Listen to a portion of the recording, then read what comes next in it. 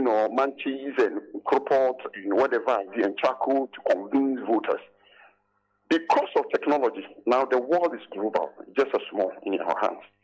So what we want to tell the finance minister that the time the dollar was 3 cedis, 80 pesos, some group came out that if your economy is not good, the dollar will expose you.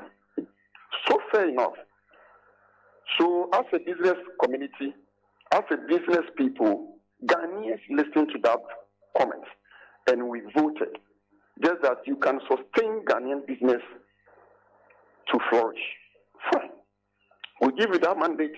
But end of the day, as I'm speaking with you, dollar is what? 15 cedis, 50 pesos. That was Friday and Saturday and Sunday. This morning, dollar is 16 cedis. So, Minister said, let's go back. Minister said the last batch of what is called IMF money will come and then sustain the cedis. But it didn't give us the concrete way out. That, okay, if the dollar comes, the dollar will depreciate to maybe come down to 12 cities or 15 cities or 16 cities. That is neither here or there. Because as we went to IMF, dollar is 12 cities. And then the first batch of the IMF money came, dollar went to 13 cities. The second batch came, dollar was 14.5.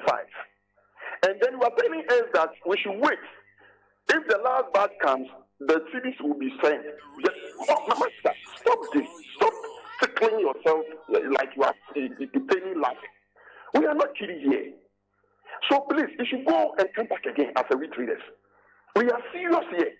That's why we all come to one umbrella, that we fight a common goal to let our government, His Excellency Nanado and His Excellency Bawumia, I salute them this morning, that where things are going now, business is collapsing. We are suffering. So that is why we came out with the press release to tell the world and tell Ghanaians, the business community, that they have one piece mouth, which will fight and let our people, our leaders listen to us that they should reduce the dollar from 15 cities to 10 cities. Because the dollar is in here in Ghana, in people's rooms, sleeping on it without working with it. So if dollar is from 15 to 10 cities, the money will come out. We are putting challenge. That's a challenge. We are putting challenge to our president, vice president, and then His Excellency Nanado, that they should stood up. If maybe those people surround them, they are not able to tell them the truth. With the business community, we are telling them the truth. That they should come down and then let Ghana and world know that we are Ghanaians. Our currency is cities, not dollars. So first of all, and I'll come to the challenge you're throwing. You disagree with the finance minister when he says that the CD is still strong, very strong. My brother, it's strong. Maybe, forgive me, my words. Maybe it's in your pocket. It's his pocket. It's good for him. So that's why he can maybe say it like that. But me and the Ghanaians, go to the market. Go to, even now, as I'm speaking with us, Automobile Dealers Union President, go to the car garages and ask for VIT. Previously, just last month, dollar is 13 cedi plus, and VIT, unless you budgeted around 75,000 before you can buy VIT. As I'm speaking with you today, if we are going to buy VIT, prepare like 95,000, all because of dollar. But because of finance minister, he has the opportunity to buy land cruiser. So the city is good for him, but not for Ghanaians, not for Ghanaian businessmen. So we are telling them that, minister, please go and come back again. Those times you can settle, Ghanaians, and blah, blah, blah. The youth coming out, this, what they will tell you, you marvel. So we are telling them that, please, we are giving them 2 weeks. They should go and come back again. 2 weeks without any response and our press release. Ghana and world, we hear about this advocacy group. 2 weeks to reduce the dollar to CD rates from the current over 15 cities to 10 cities? My brother, dollar is not 15 cities, so it's 16 cities as I'm speaking with you. 16. Yes, my brother. And what I've heard is that within by 2 weeks, dollar will go to 20 Ghana cities. And then the ECG, the the UCG tariff will still go up again. Water increment will come again. Transportation, everything is affected. So it means that the first class, only few people are enjoying the first class seat. And then the second class level, we and the third class, we are all struggling on the field. I mean, what is that? Is it offense to us that to go and turn a queue and vote for somebody's father to come and lead us? No. And this is a time for business community to rise up. Enough is enough. We are urging our president and then our vice president that we are giving them 2 weeks. We are appealing to them. But we are giving them 2 weeks. But the dollar is traded on what they call free market principle. That is, the person who holds the dollar determines the price of the dollar. So how can the government control that? My brother, that is why we have a leader. I think where you are now, you have what they call director and producer. So it's levels. The CEO himself is somewhere monitoring that the money invested into that radio station will get the profit back. So that is why we voted for our leaders, so they can stand up. Let me just give thanks to our Ghana, Accra, chieftains. They came out with a few people that from now on going, every year, 1 month, no music, no noise in Accra. And that thing stood. As I'm speaking with you, there's no noise in Accra. Who are you to play music? They were arrested. That means that they are disciplined in their, they obey their culture, they follow their system, and it's working for them. So how much more the president? If he said enough is enough, dollar, you can't dictate to our cities, surely it will come to vote. Now go to Kidi. President can have say, the vice president can have say that enough is enough. If you want to change dollar, go to the bureau. It works. Our former president, may he rest in peace, former president Rollins, he did it and he made it. So what about now? It's a free market, yes, understood, but you can regulate it. That is why if you go to the world market, you go and build for dollars, and then you will leave the dollars to do in your country. So how much more you can control it? And I pity for that leadership. I pity. I see. So what happens if after 2 weeks? And first, okay. We are friends of media. Without media, know this group. That is why we are giving us this big opportunity to, have interact with Ghanaians and the world as a whole. So what I'm telling Ghanaians and world that 2 weeks, if dollar didn't go down to 10 cedis, the world will hear us, and Ghanaian leaders will see us, and they will say, "Hey, Yenimanka, we listen to you guys." Thank you very much.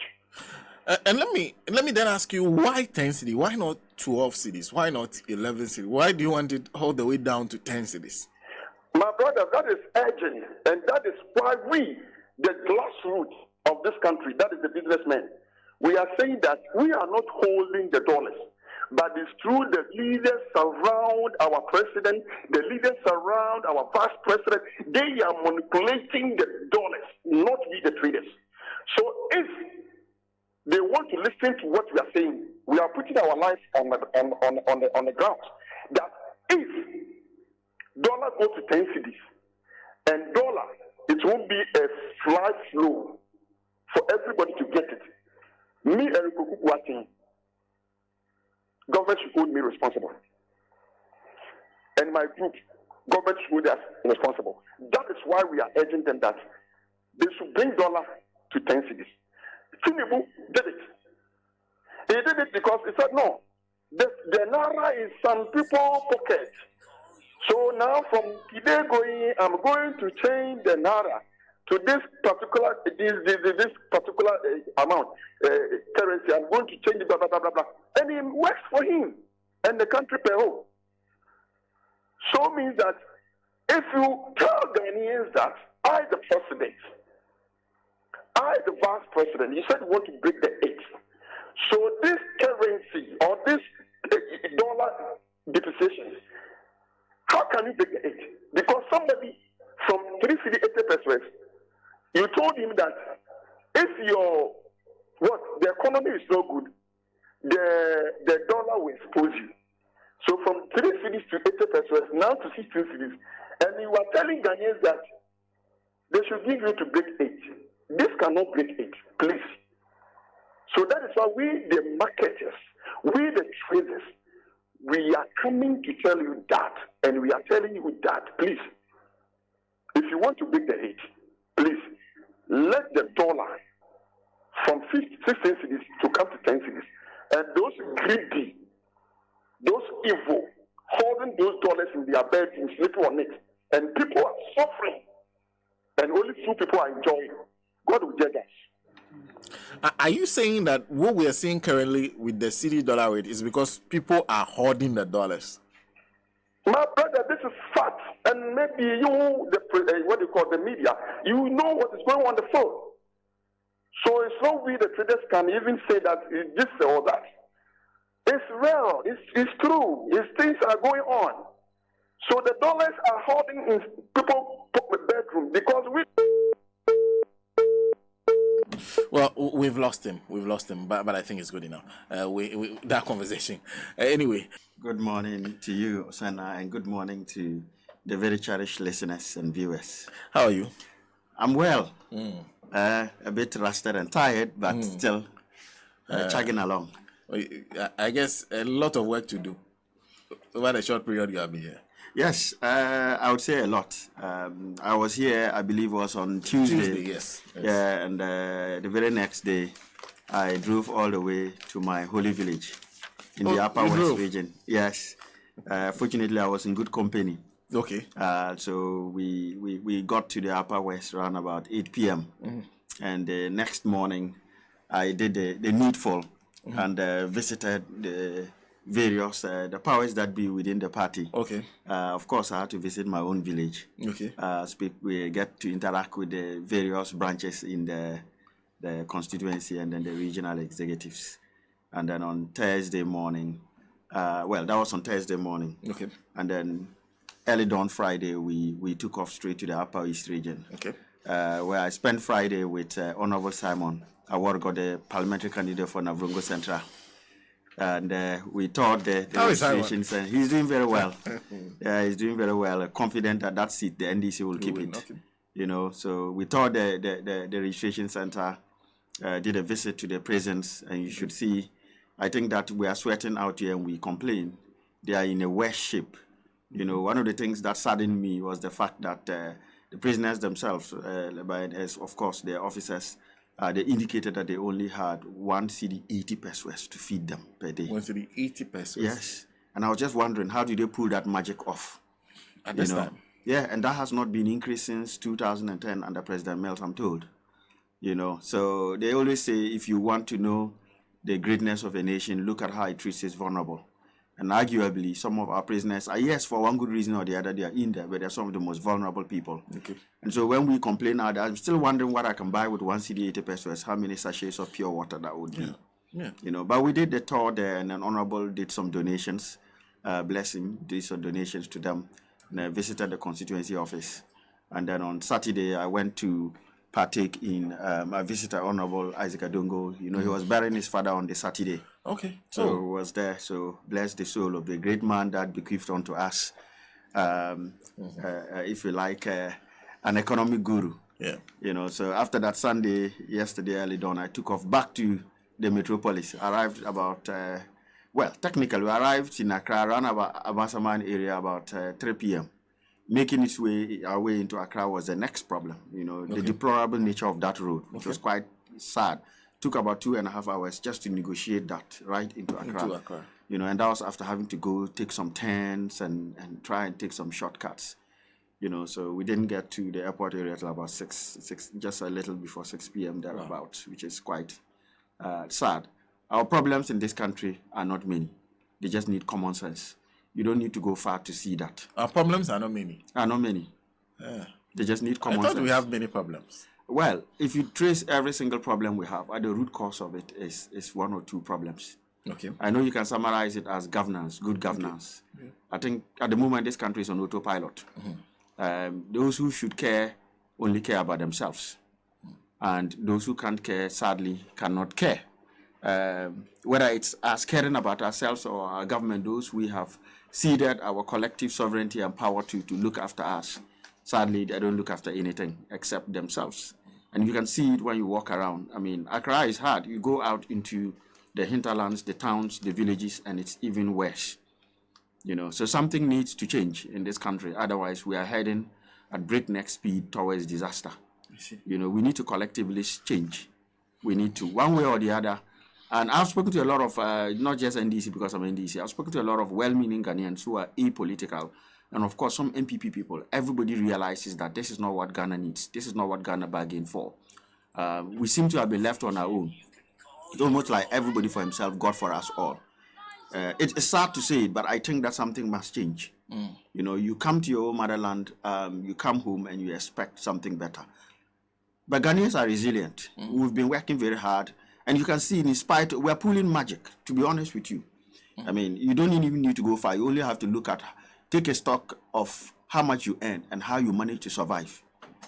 And you realize that we've been pulling magic. But we don't need to pull magic. We just need to make it ordinary to be able to exist. You don't have to be superhuman in this country. But day in, day out, in spite of all the pain we are going through, we hear of all kinds of splurges. It looks like you have those in power living in a completely parallel universe. They live in a different, maybe it's Pluto planet that they live in, and we are just here. It's sad, but that even, if you like, accentuates the need in us. It emboldens us to say that change must come. We cannot wait. In 6 months, change will come one way or the other, because Ghana cannot carry on this way. Ghana must work again. But that might be the beginning of what you said. You said something needs to change. Yes. Not necessarily someone needs to change. So even if you change the people who are currently in power, you're still insisting that there are things that need to change with that change. Absolutely. And I'm not going to sermonize this morning, because who am I? I'm also human like all of us, Ghanaian like all of us, vulnerable like all of us, and of course, fallible like all of us. First and foremost, we, the people of Ghana, must agree that the right thing must be done. And it also starts with us also doing the right thing. Because a few of the experiences I got, and I gave this to a few friends yesterday, you have a situation, and this is, we have in corruption, we have public sector corruption and private sector corruption. Private is when you and I are dealing with each other. To what extent am I ripping you off? Whereas the public corruption is the appropriation of public assets for your own private gain. So when you talk about the PDS scandals, SML, all the money is being misappropriated for personal use, we are talking about public corruption. And we all agree that that needs to change.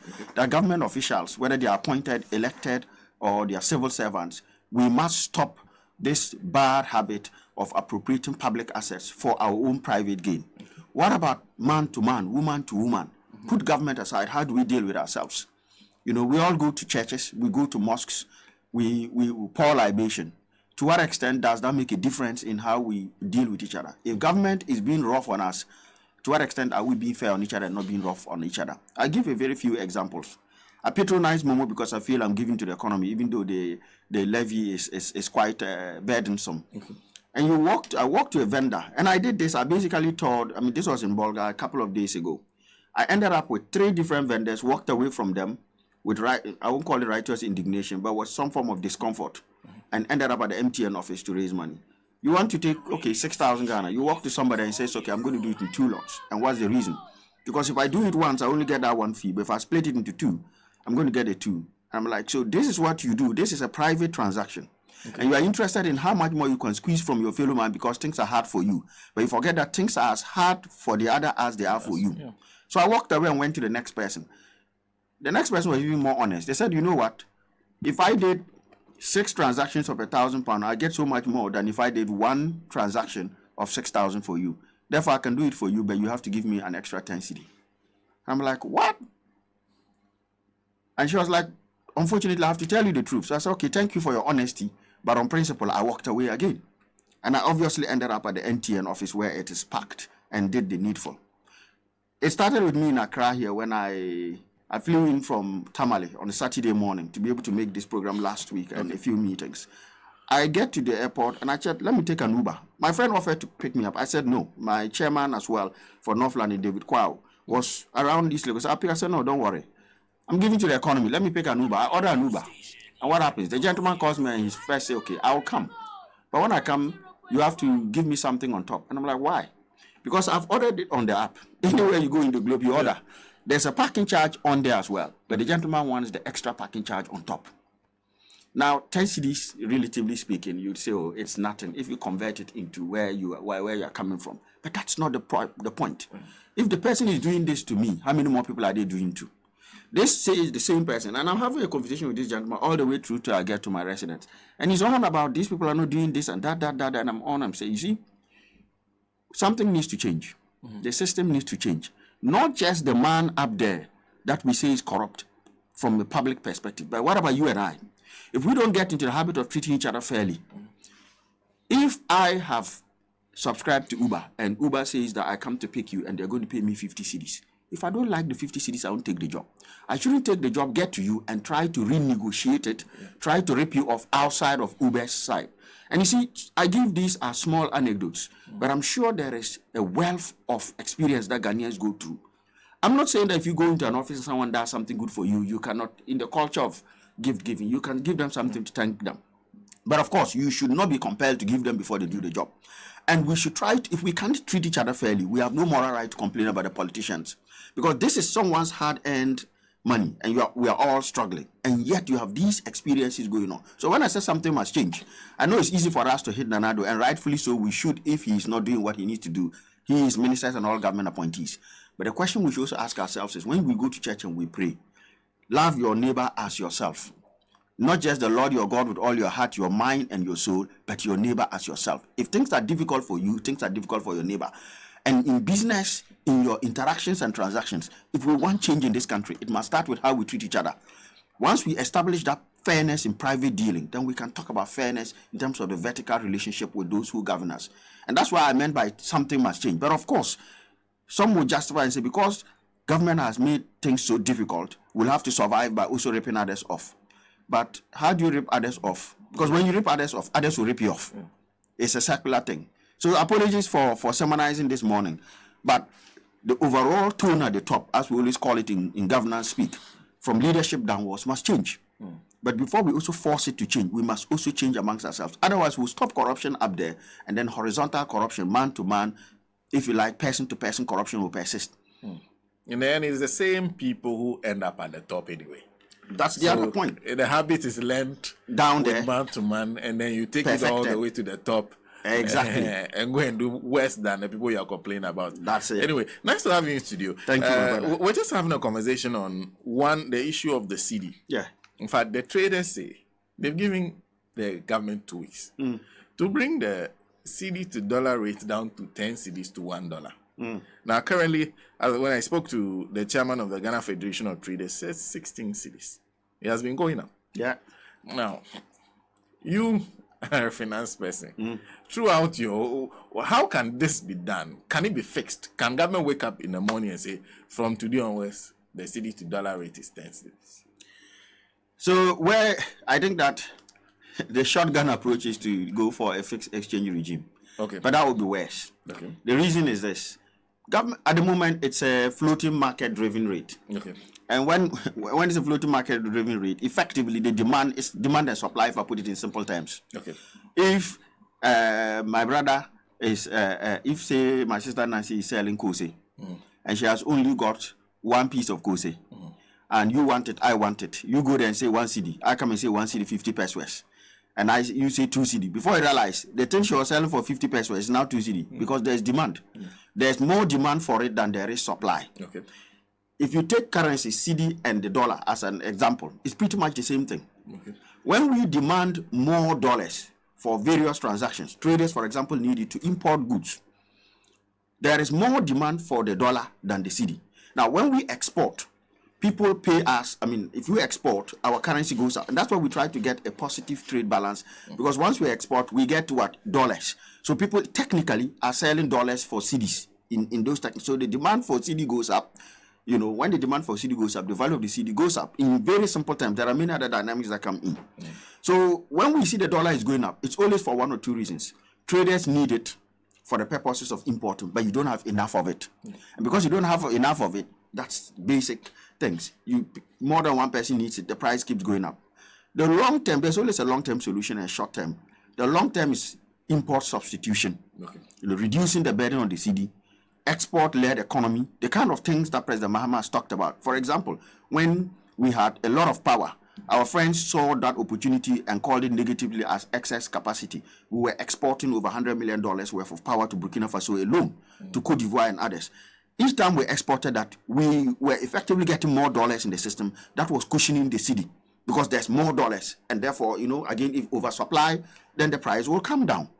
Because we no longer export, in fact, we're now reversing. Within a short period of 7 years, we are reversing and importing power. Coupled with the fact that we are getting more imports, of course, our import cover, if you look at the first 3 months, our deficit is back to where it should be, and we haven't even started importing. And we are all expectations also come in. Because of the higher demand, it's difficult to do this. The other thing is we're in an election year. Apart from confidence in the city, which I talked about the other time, if there's no confidence in the city, everybody will hoard dollars. Like the example I gave the other time, I'm a trader. I'm about to import motorbikes, and I'll tell you a funny story about it shortly. And I know that if I had bought that dollar last week, I would have bought it at 14 when I was in the studios, or I was 40 something. Today, I'm buying at 16 point something. So do you think I'm going to wait till next week to buy the dollars I need for next week? I want it now. So those who need it today want it now. Need it now. Those who need it next month will get it now because they don't have the confidence in it not to be galloping like an antelope. And so the demand for it in a short period of time, if you have enough for 10 people and only 10 people need it and 20 people want it now. So you see how it goes up. And that's one of the problems we have. And so I'm not confident that government can bring it down, even keep it at where it is. As we speak, they cannot even keep it at where it is. Talk of bring it down. It's impossible. It's future impossible tense, my brother. They said they are waiting for the IMF tranche. When it comes in, it will help the situation. The IMF tranche hasn't really helped much to a certain extent. The depth of our problem, you see, it's got to a point where we're at a junction with 4 routes leading into it. Okay. IMF stabilized it to an extent. But then remember also the IMF also said the Bank of Ghana has to begin to build certain reserves, 3 months of cover. Those reserves are in dollars. Okay. So they are forced to keep those dollars, meaning forced to keep those dollars without economic growth and export that brings in additional fresh dollars. You have a problem. Because if we are exporting and bringing in dollars, those importers will use those dollars. That's not quite happening. Okay. But the Bank of Ghana has to keep stock of dollars in terms of savings. They were forced 2 weeks ago to release about $60 million, but that's like a trickle. It was snapped up in a few weeks. That shotgun approach of other countries say we just do a fixed one.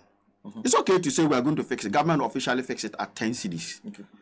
I'm a Bochi sitting at Tudu and you come to change and you want to do 10 cedi. Somebody also needs it badly to import and they are doing 15 cedi. I'll even put it at 20 cedi. There's an official rate, then everything will go down underground. And that might, if the black market will even flourish more.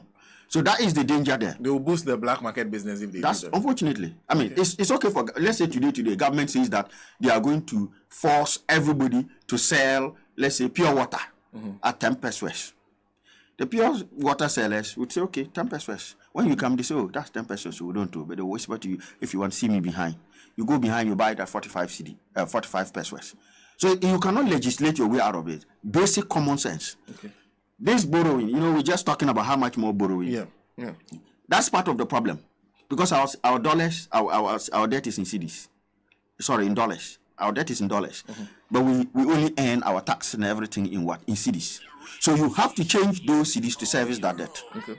So this is part of the problem. Government is demanding a lot, even of those dollars, to service the little debt that it is servicing. So the fundamentals need to change in Baumia's language. It is not going to be government by fiat declaring it is now 10 cedi. Trust me, if government does that, it will not work. It has to start from common sense. There are shoots of potential. I mean, I think the IMF is seeing that, look, we are in a position where they have no choice than to help us. Okay. Whatever dollars they give us, it will not solve this problem. It's like giving me painkiller when what I need is the healing balm. I need Aquabalm to help me solve the problem. You can give me paracetamol as long as you like. It will only manage the pain.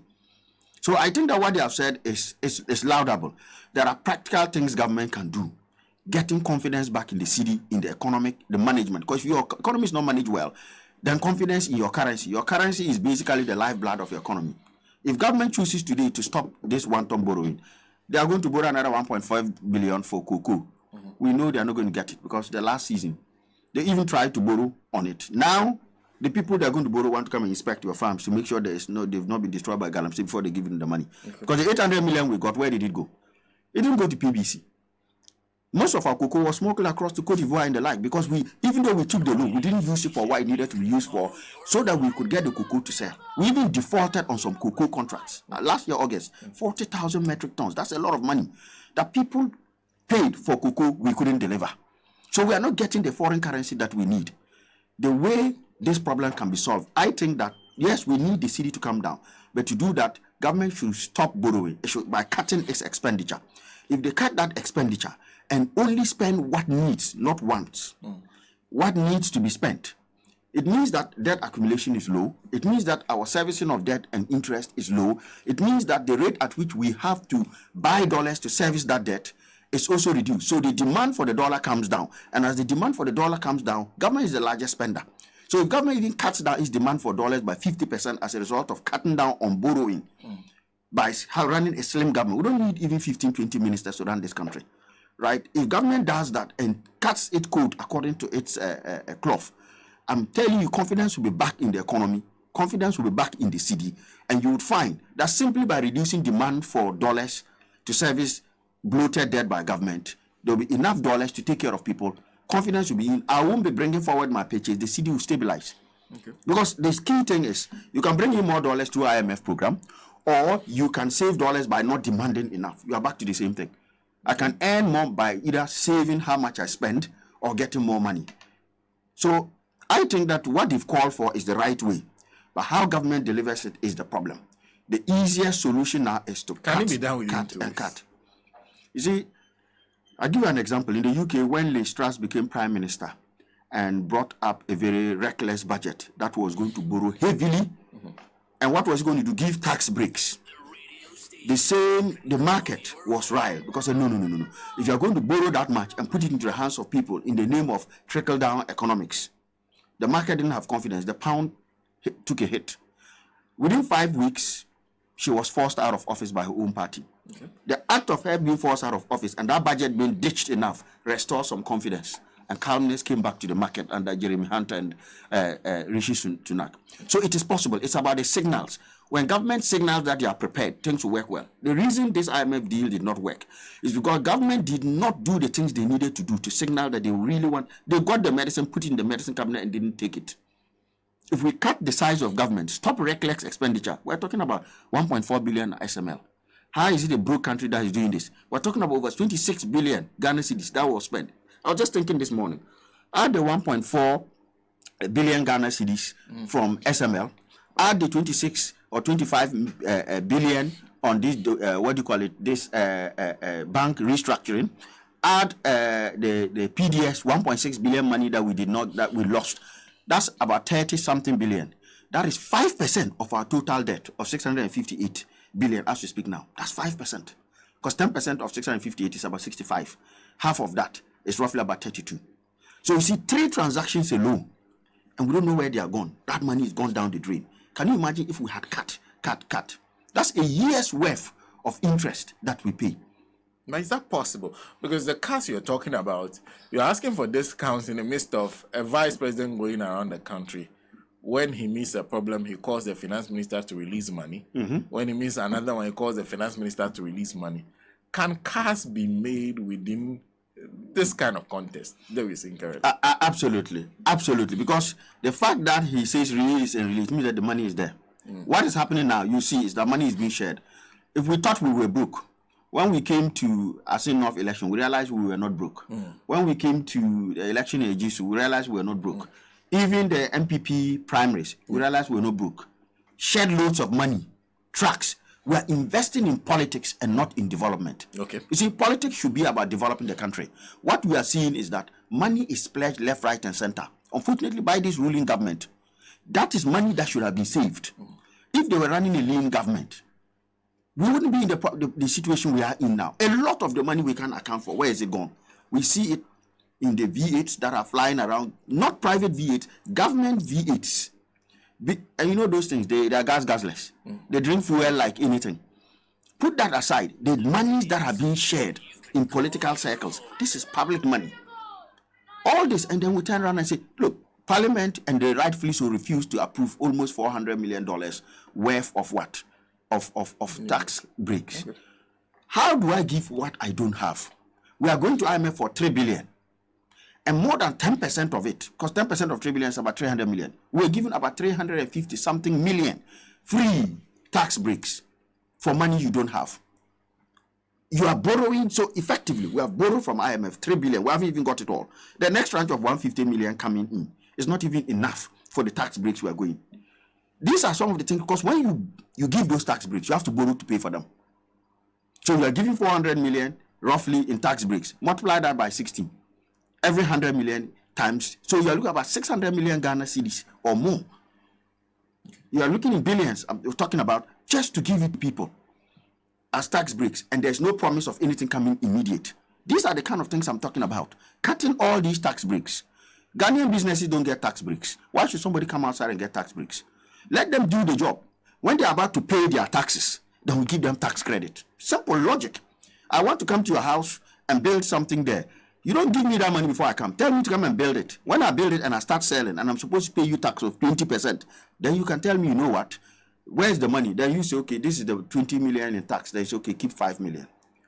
That is how we should be doing business. That's why they do business in countries that are serious. You don't give money free of charge to somebody before they come and even invest their own money. And this is money we don't have. So there are so many opportunities for us to save. A lot of these tax breaks, unfortunately, are rewards to cronies. That is the sad reality. So government knows the right thing. There are economists there. They read books. They are better than us sitting here doing our kinkonomics. They just need to put on the common sense cap and do what is right for the country and not what is right for them. Not give tax breaks to your cronies who will pass it through the back door for you. That thing must stop. I'll read to you the finance minister's own statement on the matter of the cedi. Yeah. Then we'll take a break. When we come back, we'll talk about the SMO DRA matter. Yeah. This is the finance minister. The cedi stability has continued into 2024 with a cumulative depreciation of 14.2% as of 20th May, compared to 20.7% recorded in the same period in 2023.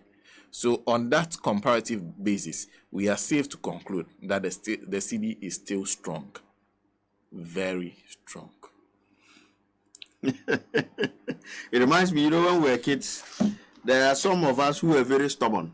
When we get wrestled down and we are down and they even put sand in our mouth, we still insist that when I get up, I will not spare you. We are lying flat on our backs, like the, what do you call it, proverbial agama lizard. And we are still insisting that when I get up, when are you going to get up? You are a strong man and you are on your back. The reality of the case is that the cedi is in ICU. The numbers he himself has given is not 14%. If you take the real numbers, you'd see that the cedi depreciation is about 23.7, approximately 24%. I'm not the only one saying it. You can ask around. The data is there. But unfortunately, our brothers in the MPP think that you can only just churn out and throw numbers out there. This is basic maths, basic arithmetic, not even mathematics. Just take the rates and work it out, and then you start telling us 14%. Just look at the past few days. Within the space of a week, the cedi has depreciated by about 2 currency points. So about 14 point something, it's now 16 point something. In the space of a week, I was here, in fact, less than a week. I was here Tuesday. Today is Monday. Now, if you take that alone and even extrapolate it, let me just keep everything equal and say 2% or 2 currency points in a week. How do you convince me that it's 14? The reality of the case is that this cedi, wasn't long ago, it was 10. It's just flying around. Trust me, if we're not careful, in the next 2 months, we'll be hitting 20. If it carries on like this, what he should have been doing is come to tell us measures they are putting in place to hold, if not reduce, the rate at which the cedi is collapsing. Not come and tell us 14, even 14% is a large amount to be depreciated by. So I'm not confident in all the stuff that he was saying. It doesn't make sense. They are now banking on the syndicated loans. Why do we always have to wait for a loan to stabilize the cedi?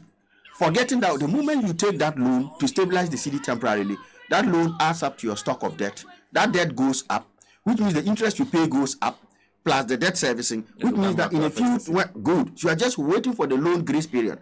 After the grace period, what happens? Your total debt servicing package goes up, which means you go to buy dollars, more dollars, which will bring the cedi back. So it's like just continuously applying sticking plaster instead of the healing balm.